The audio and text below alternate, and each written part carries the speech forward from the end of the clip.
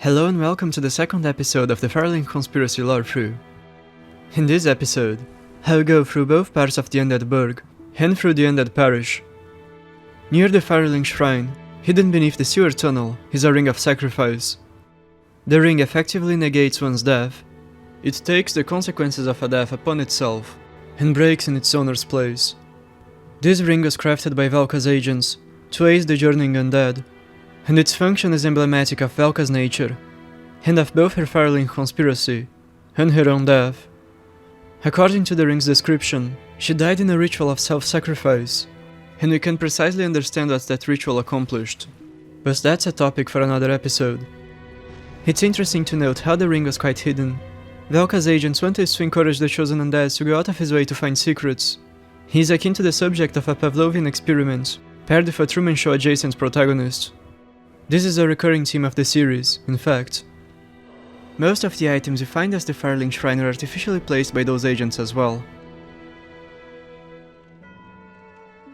Proceeding through the Burg, we meet the aptly named Undead Merchant. As with most things in Dark Souls, he's not as simple of a character as he seems at first. His story illustrates how the plague affected the humble communities of the Middle-earth very well. It's a puzzle piece to decipher what happened in the area. But before talking about him, I must point out how attentive the placement of that axe-wielding hollow is. He was the guard of the bazaar, and he'd hidden behind a shelf to ambush invading hollows.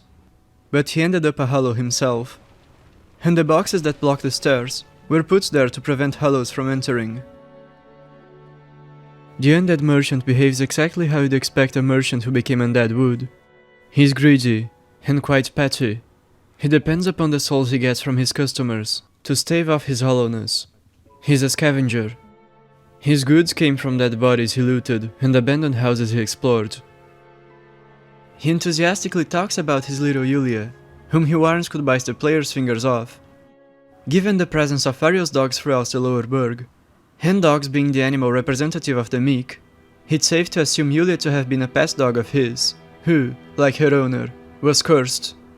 She abandons the merchants to look for food and souls, but his ailing mind never realized she'd left him. He caresses the vacant spot at his side, which she used to fill.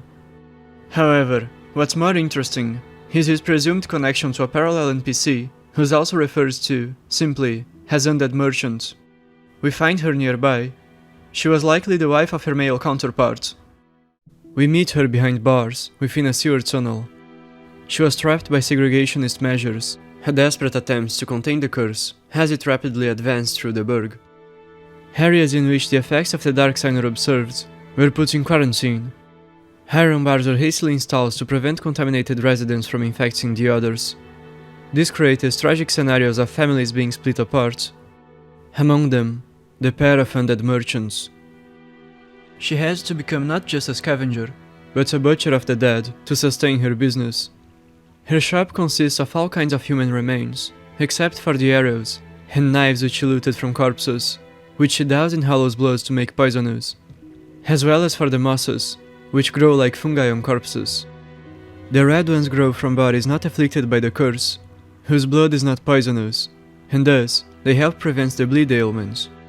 Those that are purple grow from undead bodies, whose blood is poisonous, and thus they cure poison. And their variant with white flowers is resulted from particularly soulful corpses, thus curing toxic, which is a darker poison, as well. Yulia went as far as severing limbs to sell astringent curses, and has to sell as alluring skulls. Interestingly, even the prism stones are hearts of the meagerest of the seized hollows, that crystallize or petrified in a specific way, due to prolonged exposure to poisonous residues. Thus, why they emit loud screams upon being shattered, and why they shine in many colors. They are imbued with faint traces of human souls, and its crystal-like exterior amplifies the one it hosts within. Frampt, the ever-hungry primordial serpent, used to buy them for 10 times their asking price in NPC shops, because he found them particularly tasty, but that curious exchange was, unfortunately, nerfed, presumably to prevent players from farming souls too easily. The origin of the Prism Stone is hinted by the other games in the trilogy as well. In Dark Souls 2, they dropped from the spider-possessed hollows, whose bodies were injected with poison and rotted from within. and in Dark Souls 3, the only pickup comes from a body as the poisonous swamp of Faron Keep. In the last episode I explained that the items you collect come from souls, that we aren't picking up the literal item, but a soul which contains a memory of it. This is something that even the hollow enemies understand. They scheme an ambush by positioning a worthless soul, whose only noteworthy memory was of rubbish, for the corpse belongs to a pitiful hollow, as bait. Instead of facing the Taurus demon, I chose to descend to the lower area of the Burg, and take on the Capra Demon as my first non-tutorial boss, to make the gameplay a bit more interesting. There is an unintentional shortcut you can easily take by performing the jump you're seeing on screen, which allows you to access the lower Burg from the get-go. Despite the Capra Demon's infamous reputation, he is really not as difficult to kill with starting equipment. One must only know how to deal with the dogs optimally. What you must do is keep walking backwards, preferably while blocking if you have the stamina for it, which allows you to avoid the near instantaneous bites. Then, you simply punish the aggression with light attacks. But before facing the boss, I must deal with the enemies as to not risk dying before even entering the boss arena, or worse, get overwhelmed after beating the Capra Demon and dissipating the fog. Thankfully, there's an easy way to kill them all. You can simply hide behind the fire, and wait until they get burnt, while trying to attack you. Now's the perfect time to talk about the spread of the curse in the Burg. This bonfire is not ordinary. It's formed by the bodies of undead, whom fanatics of the Way of White hunt us down. The practice of creating bonfires betrays the true intention of the undead hunts, and of the Way of White more generally. They serve to spread death and curse, not to fight it. The masses are told by their false shepherds, whom were wolves in sheep's clothing, that by capturing and burning the undead, they'd purify their bodies and prevent the dark sign from spreading. But, in reality, the accursed bonfires they created were intended to serve as plague spreaders. The curse is propagated mainly through death, through the absorption of contaminated souls. It is no accident that these false purification rituals were conducted at residential areas. Soon, the whole of the populace caused the disease, and the undead hunters themselves went hollow.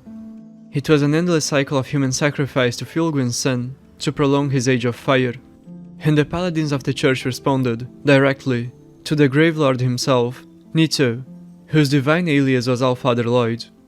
But this topic will be addressed with greater depth in a later episode. There's a corpse that holds twin humanities, located right after a gang of undead hunters. It is positioned in front of one of the segregationist barriers. Twin humanities occur when two separate humanities fuse together. This phenomenon is triggered naturally in pregnancy, when a mother holds a child within. The child's humanity sprouts from his mother's, and the two become one, splitting only when the child leaves the womb. In the case of the aforementioned corpse, that's the explanation. The body was that of a pregnant woman who tries to escape the undead hunters, but was met with a dead end. However, pregnancy is not the only way for humanities to intermingle. Though the Burg and its surrounding region had always been humble, the curse drove its criminality over the edge. Violent thieves and murderers began to appear in waves, thirsting for souls to sustain their disease-ridden selves. Yet another desperate measure to combat this grave issue was enacted. The sewer complex was turned into a prison for the greedy undead.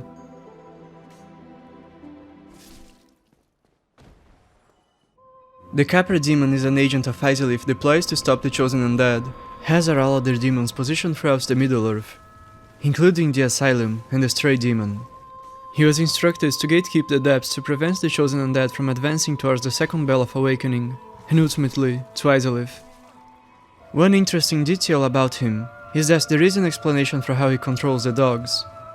His eyes are unique among his kind, in fact, among the creatures of Dark Souls. They are pink, they are imbued with a charm spell precisely like the Rapport, the pyromancy from Oolacile. The Soul-starved dogs were attracted, and became subservient to the Capra Demon because of the aura emanated by his special eyes. After an awkward start, I finally got to face the demon one-on-one.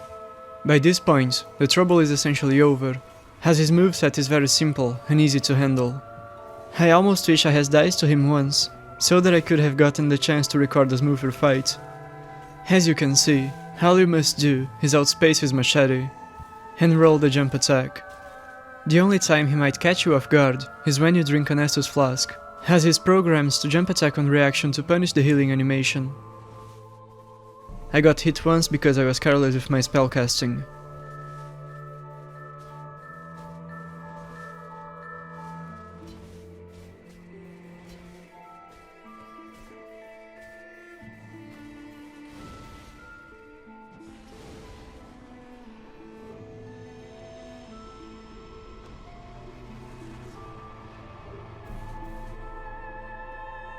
Once I acquired the key to the depths, I went there to rescue Laurentius. It's worth highlighting a minor detail before my descent. There is a body bearing a large soul of a lost undead, behind iron bars near the door. Through careful analysis, we can understand its story. The body belongs to a man who found himself in a Romeo and Juliet type of scenario because of the lockdown, and had grown accustomed to meeting his beloved by those iron bars, each confined to one side. He spares the corpse holding the twin Humanities as the opposing extremity of the area. However, she suddenly stopped showing up to their meeting place, because she'd been killed by undead hunters, along with their unborn child. He waited, and waited until his lonely demise. Deprived of an anchor, an undead quickly hollows. This subtextual story mirrors that of the couple of undead merchants, and narrative parallels are one of the major ways through which Dark Souls tells its story. Adjacently, we can discern that the developers didn't simply think of implementing an area that centers around the consequences of the curse, and how the common folk dealt with it. They went further and created stories involving that decision, which they chose to tell through item placements, and so on. As this series will amply substantiate, Dark Souls is filled with such hidden stories. Many of the corpses we find aren't there just to give items to the player, but to tell short and subtle stories. Before the depths were turned into an improvised prison for undead, they were a sewer complex, but even before that, they had been, during most of the Age of Fire, a booming Silk Road that connected easily to the outside world. It was through the depths that Londo traded with the land of stonemakers. As Lorethrough is akin to a dream realm, composed of twisted memories of the world, one can still spot various traces of that era throughout the depths. Countless boxes that stored commodities, and, most notably, wheels that would have belonged to wagons. However, all of the commerce was shut down, and the place was wholly reformed into a sewer system because of the Demon War, which was triggered by the creation of the Chaos Flame. More will be said about this later in the series. The entrance to the depths is dominated by cannibal butchers, a group of women who wear sacks on their heads. In the previous episode they explained that the sacks were worn to hide one's hollowness, to turn away the gaze of a stranger from a hallowing undead.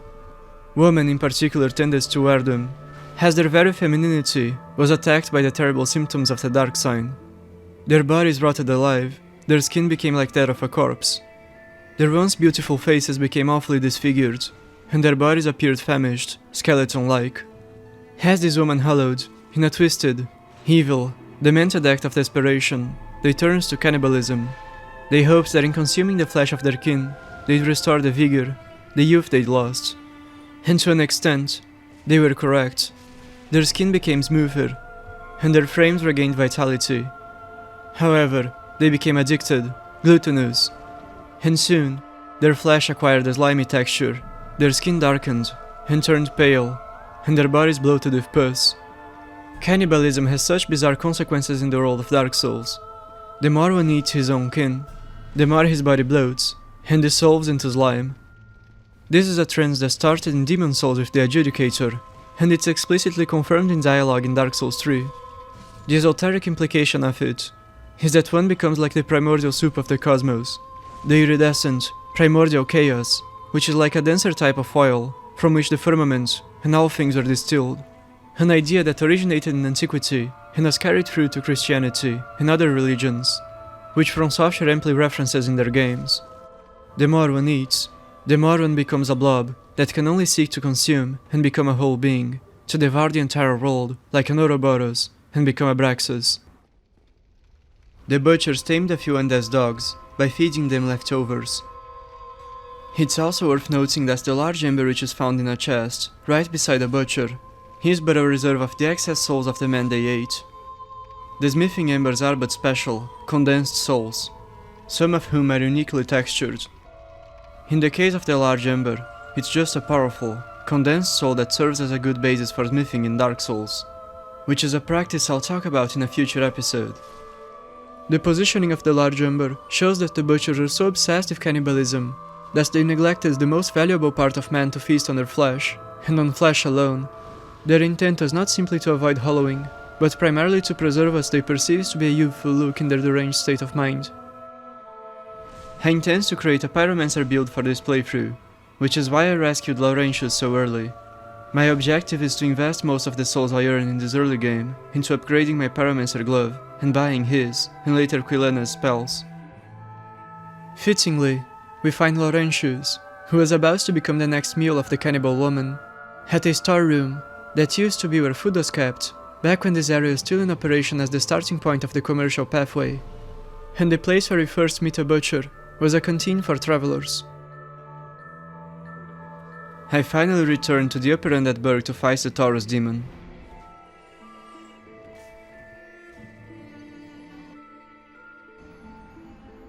It's incredibly easy to handle his movesets just through spacing, especially if you have any type of offensive spell or consumable.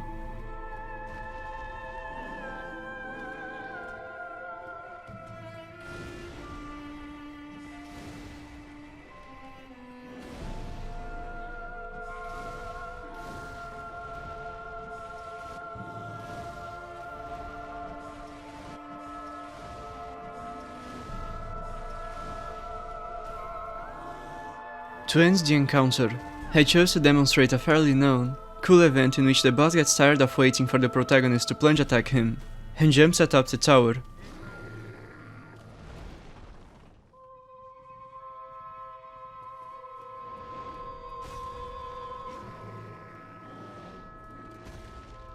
And then I lure him to the same vulnerable spot as before, and commits to the plunge. Alternatively, one could force him to jump off the bridge through a huge crack on the wall. It's funny to think that the developers might have intended for this possibility, and didn't just model that part for the player to fall off the arena, given the size of the hole that seems to account precisely for that of the Taurus demon.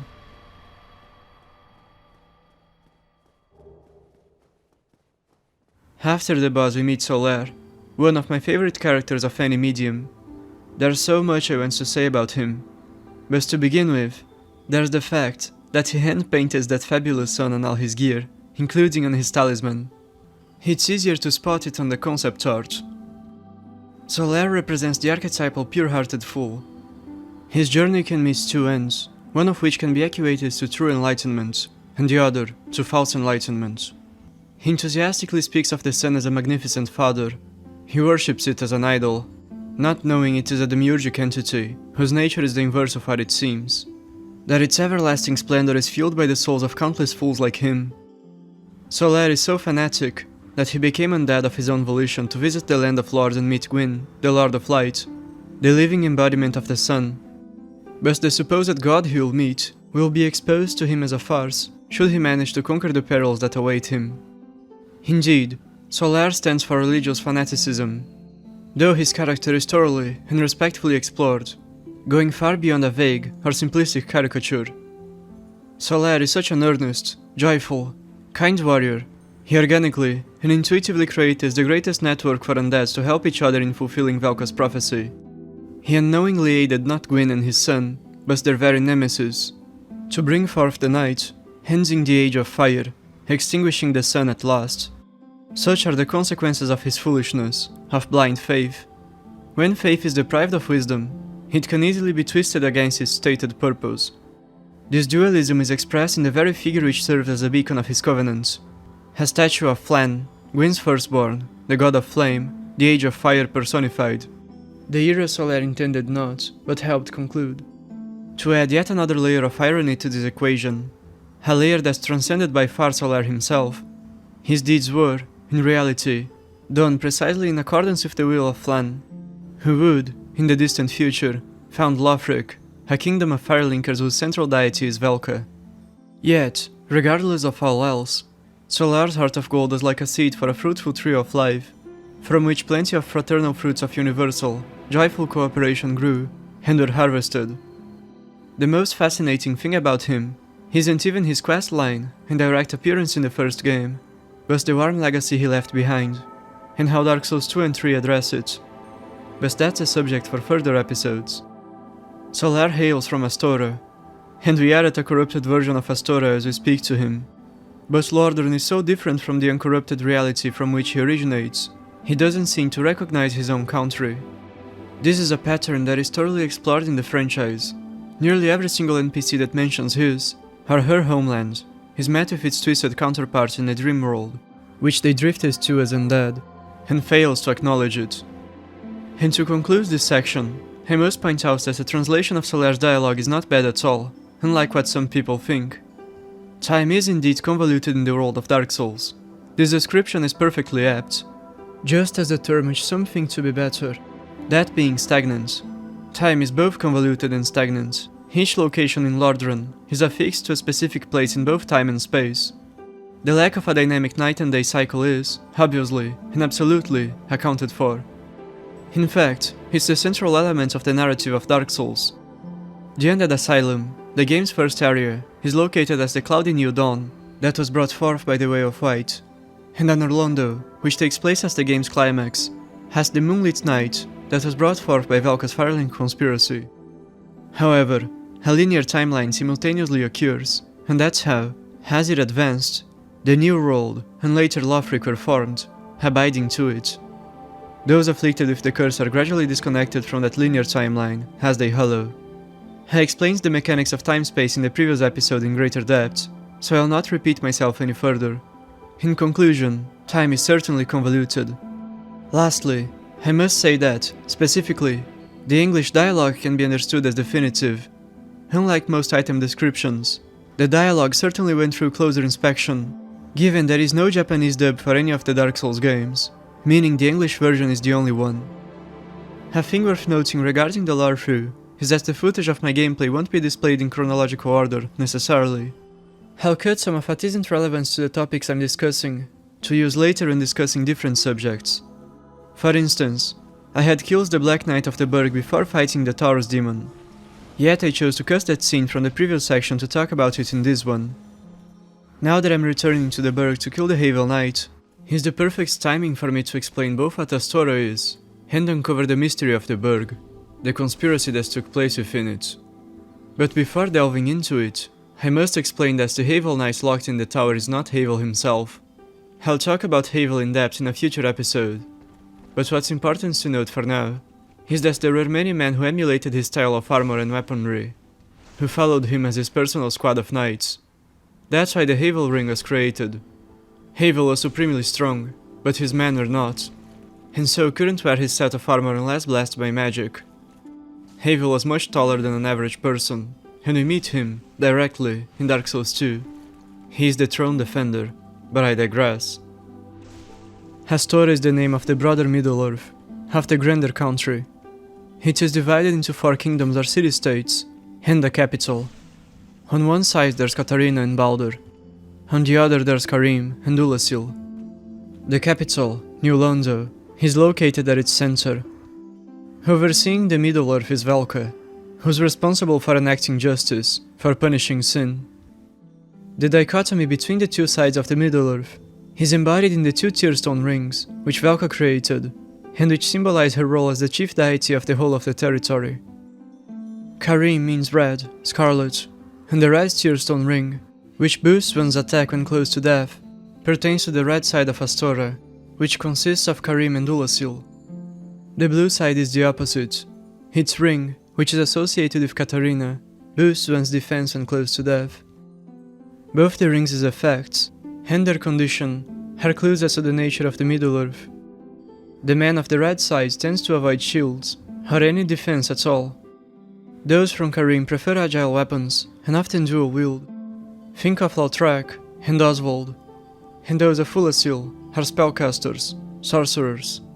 In contrast, the men of the blue side are more defense-oriented, and partial to larger weapons. Those from Catarina are oversized, bulbous armor that helps deflect incoming attacks, and they cast rudimentary miracles. And the elite warriors of Baldur bear huge, towering shields, as well as massive, heavy weaponry. Think of Artorias, Tarkus, and Berenaik, and his order of knights, all of whom bear his equipment. The red side is dexterity and intellect. The blue side is strength and faith. The condition of the Tearstone rings, which stipulates that the benefits only activate when one is near death, is emblematic of the nature of the Middle-earthers. They are the meek, and Velka is their keeper. The Knights of New Londo, on the other hand, are both dexterous and strong. Their swords are quality-oriented. They were the elite of the Middle-earth, and distilled the qualities of both of its halves. So, why were two Black Knights, who are part of Gwyn's elite group of knights, his most loyal subordinates, deployed to the Undead Burg? What could have merited Gwyn to call upon such an action? The answer is that a man of Havel and his followers are spreading, throughout the Middle-earth, the gospel of Velka, the Undead Prophecy. Havel, Gwyn's father, was aligned with his daughter-in-law. Velka, as was Nito, Velka's father, aligned with his son-in-law, Gwyn. Havel is MacLife, the god of drink and medicine, and he invented the Estus Flask, a medicinal drink that was created to heal the undead. Nito is Allfather Lloyd, and he invented the Lloyd's Talismans, which prevents the undead from healing. MacLife is engraved to the copper coin, copper representing the many and the meek. Lloyd is engraved to the gold coin, representing the few and the powerful. This dichotomy is profoundly meaningful, but it's not the only clue as to Havel's and Nito's divine identities and goals. The Undead Prophecy must have been spread around, through the Middle-earth in particular, which is the land of the undead, through missions conducted by apostles, by prophets of Firelinking.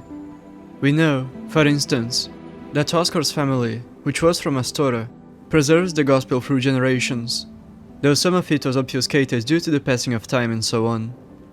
As a brief aside, the curse is hereditary. After all, it is spread through contaminated souls, and if one is to be born from a contaminated person, or conceived by one, his soul shall inherit the taint. It works like, and is analogous to, the original sin of Adam and Eve. The creation of the dark sign is even referred to as the first sin in the second game. Contamination through heredity is why the Undead Prophecy stayed in families like Oscar's. It remained relevant for them as generations passed. They all sought a cure. They all sought salvation. But as the prophecy, as this ideology, this faith stood directly against Gwyn's purpose. Its adherents, its missionaries were persecuted and punished. The setup mirrors, of course, the creation and spread of Christianity. The early martyrs of Christianity are paralleled by the brave missionaries of Firelinking, and Havel is directly equated to St. Paul, who was a warrior priest just like Havel. Having disclosed all this information, the puzzle can finally be solved. The Knight of Havel was deployed to the Burg to spread the Undead Prophecy, and the Knights of Gwyn are deployed in response to neutralize him and his men. The guards of the Burg took the side of the Black Knights and helped them hunt the rebels. After a fight, the Knight of Havel, having been defeated, was locked within a tower, as he was undead and would rise from death as a hollow. Then, the great sword-wielding Black Knight went on to slay one of his accomplices, who carried a blue Tearstone ring, while the other, the colossal weapon-wielding one, went towards the Parish, which was the main destination of the rebel preachers. But they too went hollow, alongside the guards and their foes, and all of them drifted to Lordran. I went back to the undead merchants to buy a bow, and enough arrows to sever the tail of the Hellkite Drake. I bought an excess of them to use throughout the run in certain moments. I leveled my dexterity to 12, not just because I want to use the bow, but primarily because I intend to use a weapon that requires 13 later on, so it isn't wasteful to upgrade the stat at all. I thought of using the Drake Sword for a while, to showcase a microcosmic remnant of the original powers of the dragons, the Storm. The ancient dragons could conjure powerful winds, which were akin to bursts of pure energy. Said winds are called the Storm. It represents the raw energy of nature, the primeval chaos. Indeed, the stone dragons which Gwyn fought did not breathe fire or poison, and so on. Only their lesser ancestors, which were more corrupted by the elements which surrounded them, did. This leads me to talking about the Hellkite Drake. It isn't just any drake, it used to be a close friend, a pet of Flann, the firstborn. Several reasons support this conclusion. Firstly, we know that Flann had a major disagreement with his father that led to his exile and to the complete erasure of his presence in the annals of history. Their fight centered around the dragons. Flann believes they shouldn't be extinguished, and saw them as equals, while Gwyn fears their return, which was synonymous with his dethronement and the end of his era. We know Flann would later tame a gigantic blue drake, the one known as King of the Storm, but was this the first descendant of the dragons he made friends with? Did Flann change his mind without having tamed a single dragon? He could have, but the following clue hints at the other option being the case. The Hellkite drake senses our presence when we first enter the Burg, and quickly rushes to the location it plays sentinel at. It's incredibly important to note that it is not a mere wild beast, attacking any and all men it sees. It is a guardian, and it's protecting a particular area from trespassers. The place that hosts the only vestige of Flann in all of Lorethrough, sculptures of him as a baby excepted. A broken statue that portrays him in his adult form. But the Drake is not simply protecting the area, it is conducting a trial of strength and bravery to filter the worthy, in accordance with Flann's modus operandi for choosing his warriors. The Red Drake was a friend of Flann, and after his departure, it flew throughout the lands in search of him. But it couldn't spot its friend, no matter where it looked. The best it could find was a ruined statue, which it somehow recognized. From that point on, it secured that sole surviving vestige of its lost friend, with its life. There's another instance of the gods taming a dragon, but that's something for another episode. Lastly, Flann having tamed 2 drakes, one red and one blue, is a nice symmetry, and as explained before, the story of Dark Souls is often told through parallels. Proceeding towards the Parish, there's another remarkable scene of the conflict between the Undead Prophets and the Black Knights. There's an armored giant boar, which served as guard of the Parish, and a few burning corpses of apostate warriors that were converted into Undead Prophets, and other bodies wearing armor sets from Baldur.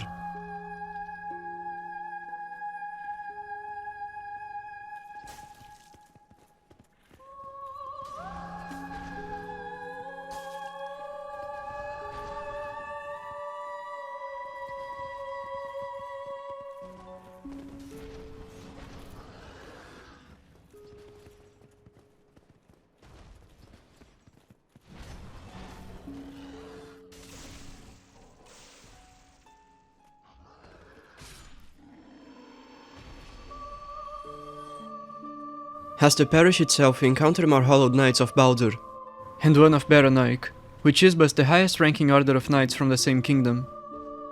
The Knights of Havel had managed to convert these brave warriors of Baldur, and even some of the Way of Light, into becoming Undead Prophets, and as a group, they clashed with Gwyn's Black Knights and the guards of the Burg.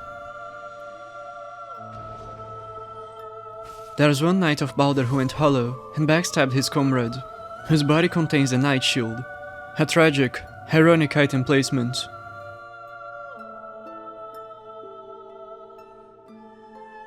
The Upper Realm also deployed one elite scholar of Vinheim, a channeler, to aid the Black Knights. He fought against the Knight of Baronaik, and they too hollowed, and ended up at Lorethrough. As soon as the adherents of the prophecy were defeated, zealots of the Way of Light burned their bodies to purify them of the curse and prevent it from spreading. But, of course, the opposite happened, as the curse spread through contaminated sparks of flame, of soul, and soon the whole of the Burg became undead and hollowed.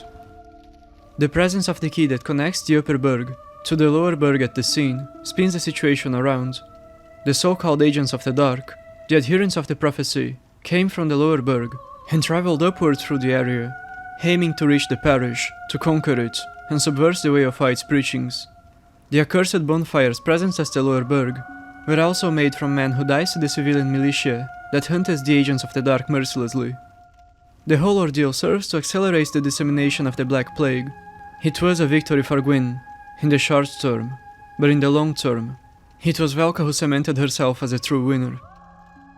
In typical From Software fashion, the label of Agents of the Dark is dualistic. Indeed, the Undead Prophets, who serve Velka and work to call upon the Night, be it unknowingly or otherwise, are, truly, Agents of the Dark in a sense. But so are the believers of the Way of Light, who serve Gwyn, the creator of the Undead Curse, who work to restore and prolong the time of day, but simultaneously to spread the dark sign. It's a yin-yang dichotomy. As previously explained, the Middle Earth is the domain of Velka, She is the chief deity worshipped by its inhabitants. Thus, the parish is dedicated to her. She is depicted in the set of statues, has an Athena or Minerva-like figure, has a bringer of knowledge, and, in the central piece, which stands before the altar, has a goddess of fertility. She carries the blessed firstborn, Flann, the embodiment of the Age of Fire himself, in her arms. Flann's birth is almost equated with the birth of Christ. Both animals, goats, and birds, representing the earth and the heavens, and priests, herald his arrival. Below are depicted rows of wheat, a symbol of abundance, for that is what Flann's birth, and thus the zenith of the Age of Fire represents. The same statue is featured beside the altar of sunlight. The parish contains yet another mystery, however, the body of the Firekeeper that was offered as the altar. Lothrak murdered the Firekeeper, offered her body to the statue of Velka, which he mistook for a statue of his goddess, Finna, who's an illusion of Gwyndolin modeled after Guinevere, for Velka and her daughter Guinevere look incredibly alike, and was consequently arrested and jailed by churchgoers. More will be said about Lothrak later. The man who held the key to Lothrak's cell was ambushed and killed by a gang of greedy undead thieves, which try to do to us what they did to him. One lures us into the hall, and his friends attack us from the sides. They opportunistically took advantage of the chaos resulting from the clash between the Way of Fight and the conspirators, like hyenas.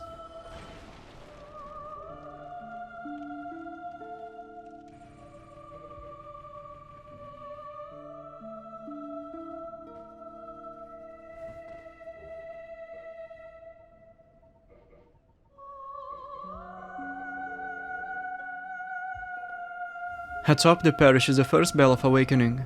Guarding it are two gargoyle demons, which, like the other demons deployed to the Middle-earth, were instructed to slay the chosen undead, and prevent him from fulfilling the prophecy.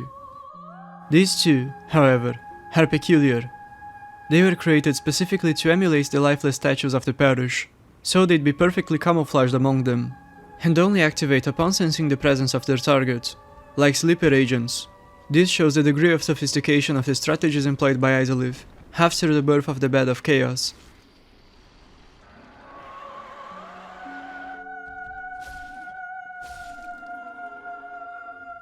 The Bells of Awakening weren't always used to signal the progress of the chosen undead. Before, they were simply used for mundane, practical reasons. This one was but a church bell.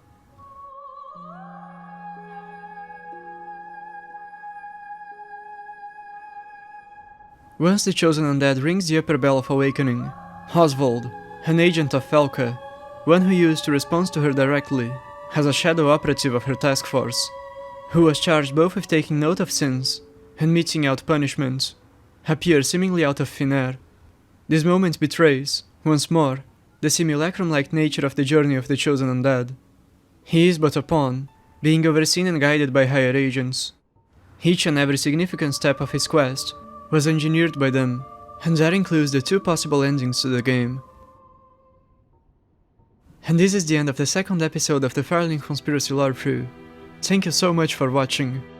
If you want to support my work, and get access to a Substack-like blog, in which I post analysis of the Bible, and religion more generally, and of literature, films, music clips, manga, anime, other games and more, feel free to subscribe to my Patreon.